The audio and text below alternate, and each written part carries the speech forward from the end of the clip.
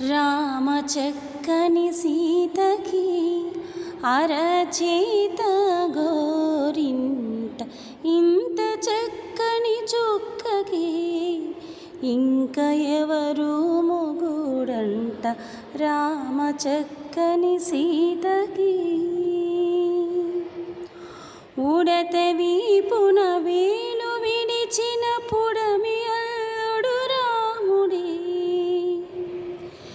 ఎడమ చేతుని శివును విల్లును ఎత్తిన రాముడే, ఎత్తగలడా సీత జడను తాళి కట్టి వేళలో.